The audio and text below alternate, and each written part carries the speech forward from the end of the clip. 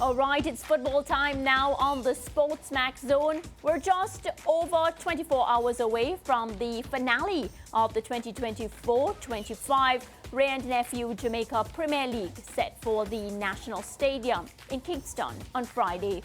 The match, which has been dubbed the Super Final, will be contested between the last two champions, 2023 winners Mount Pleasant and the current title holders Cavalier.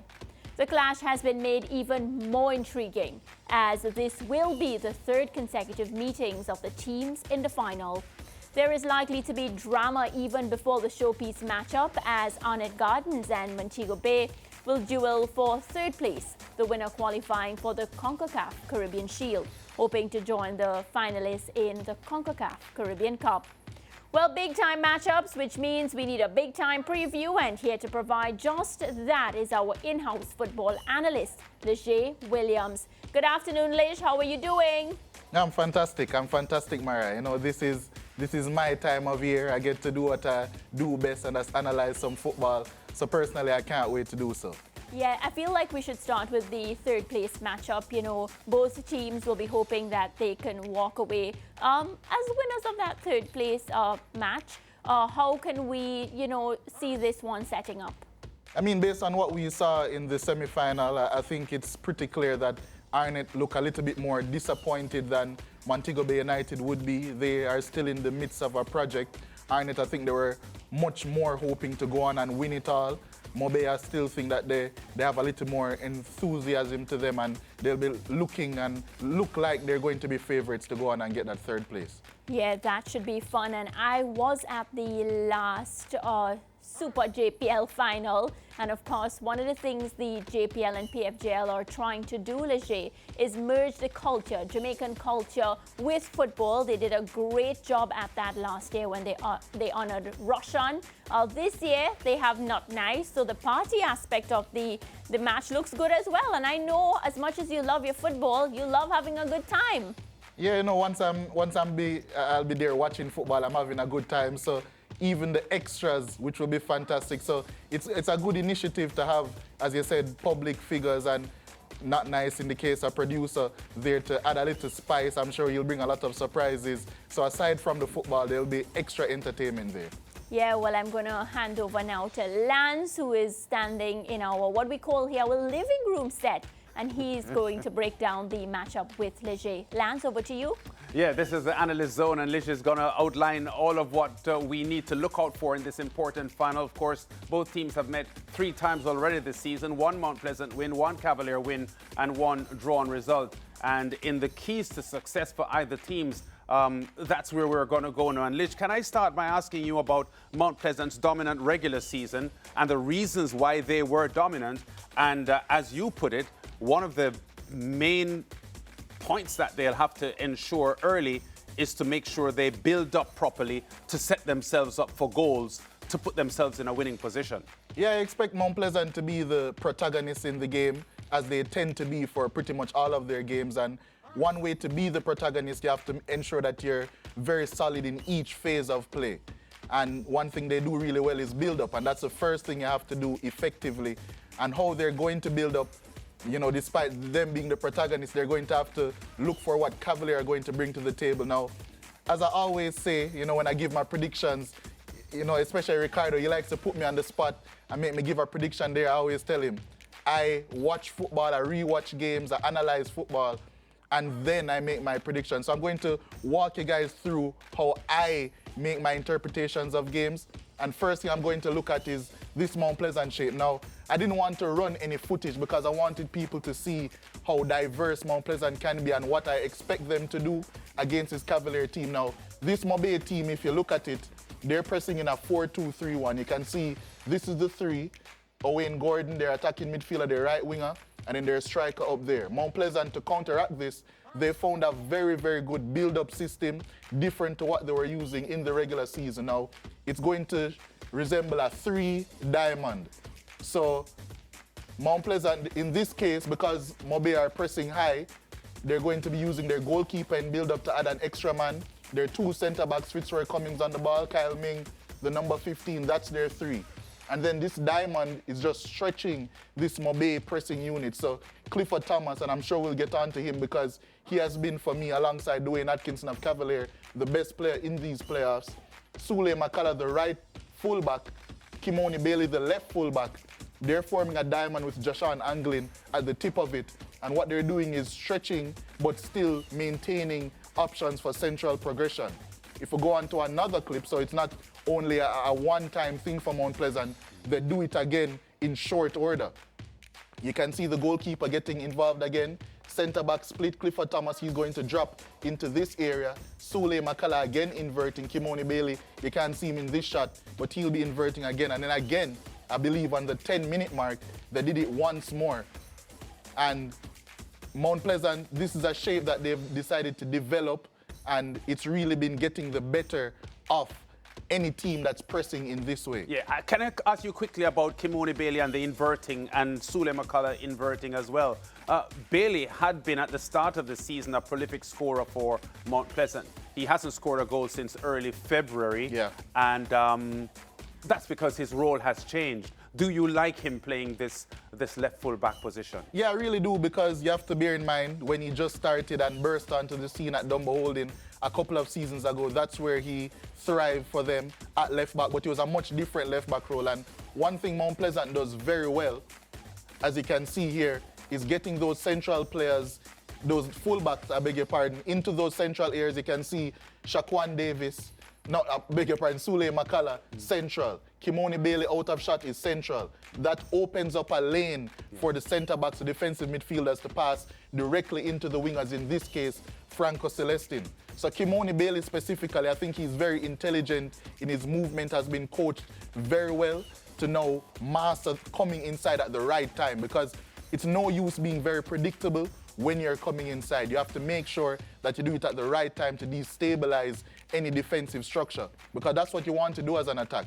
You want to make sure you create tension in any defensive structure, and Mount Pleasant, in this 3-diamond shape, they do it very well. Yeah, well, I just wanted to ask about Kimoni Bailey, because as a player who is accustomed to scoring, I just wondered how happy he would be in this role, because he scored 10 goals earlier in the season and then no goals at all since early February because of the change of role that he's playing in. But there are other things about this Mount Pleasant team that they've got to look out for because of the kind of opposition that Cavalier will present to them. Yeah, because when it comes on to the Mount Pleasant team, as I mentioned, they don't invert the fullbacks only for build-up. It's also to create opportunities when they choose to attack. So when the fullbacks are extremely central, I think Sule McCullough comes central much more often than Kimoni Bailey would, because Kimoni Bailey is still in a hybrid role. He still will have to help overload on that left-hand side. McCullough comes central much more, and we saw that in the second leg as well, where at times when Clifford Thomas would drop between the back three, Sule McCullough would form and stay as that pivot player, and that's what he was doing nominally for most of the season as that defensive midfield option. Clifford Thomas, I would say, has come in and, you know, he's a much more natural fit. So I think that has helped Mount Pleasant to have much more variety, and it can cause Cavalier a whole host of problems. And there's one specific way I think they can cause Cavalier problems, and it focuses around the battle between Clifford Thomas and Dwayne Atkinson. If we were to look at a Cavalier breakdown, and I'm saying the breakdown because it's how their press breaks down when Dwayne Atkinson goes on his forays. Now, Cavalier, as I mentioned, they also press in a 4-2-3-1. But if we stay right here, you will see Jalmara Calvin here on the right-hand side, Richter's here on the left-hand side. They're not extremely aggressive, but Dwayne Atkinson, being a natural wide player, even though he's playing attacking midfield, he's always going to drift into these areas here away from the central zone. Now, if he's going to do that and not stick to his man, stick to his defensive midfielder, in this case it's Marlon Martin, Clifford Thomas can then get a lot of room to maneuver in this central zone. And unlike Marlon Martin, he's much more, I would say he has much more tools in his locker to move the ball forward, much more tools to progress it through, carrying through passes, and that can hurt Cavalier because... Essentially because he has a lot of speed. He's one of the quickest players in the league. Exactly. So when those passes come through, instead of Jeremy Nelson being here, a Mount Pleasant player would be behind this marker. And they want to get in that space between the midfield line and the defensive line and operate in that zone in order to create space and create chances going forward. But of course, I'm here speaking about Mount Pleasant, and of course Mount Pleasant are a huge threat. But Cavalier are reigning champions for a reason. They won the CONCACAF Champions Cup for a reason. They went to the CONCACAF Champions League for a reason. And they're extremely dangerous in multiple facets. We already touched on Dwayne Atkinson, who I think has been the best player in the playoffs so far. And that's not only based on the goals he has scored, the assists he has provided, but also the excitement factor that he brings when he's just driving forward, and you can hear the excitement in the ground, everyone getting off their seat. But there's another player that many people don't see as an attacking threat, but he offers so much to them in an attacking way, and that's their captain, their centre-back, Richard King.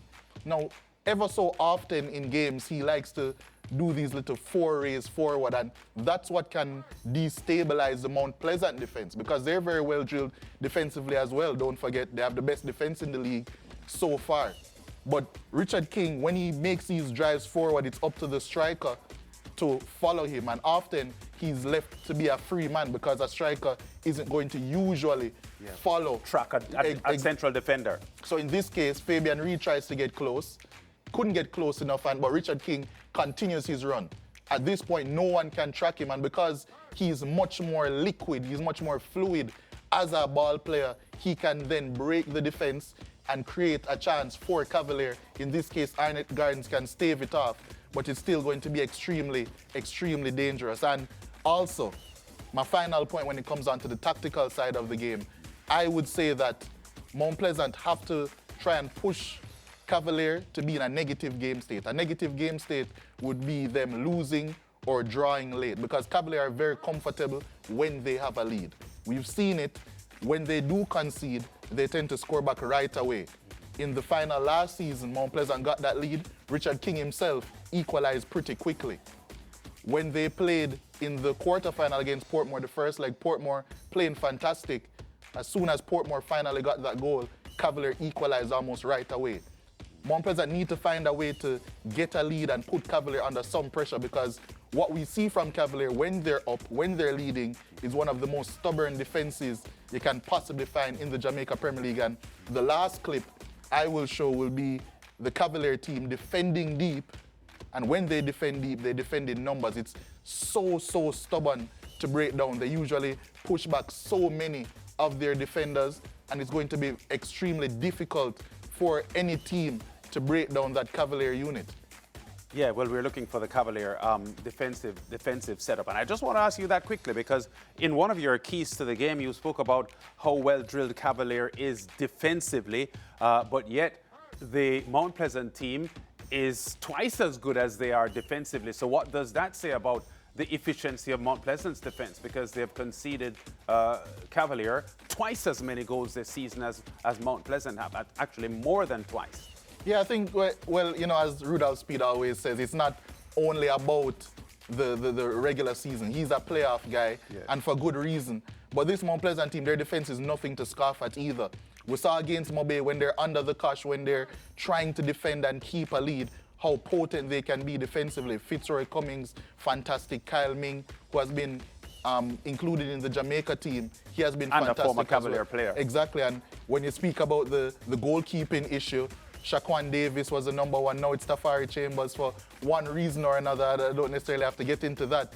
But Tafari Chambers has been very good, very solid so far in the playoffs. And when we really look at it, I think this game shapes up tactically to be very intriguing. But I think it's actually going to be the most intriguing tactical battle of the three finals we're going to see so far. And who wins this match?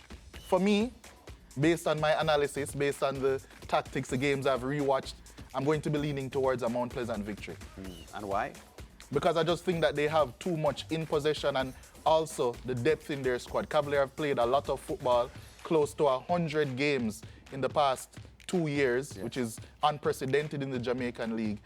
And Mount Pleasant, they're a much fresher team. And when you look at the depth in their bench, Siobhan Walsh to come off of the bench, Nicholas Kuku Nelson to come off of the bench, all of their young attackers as well.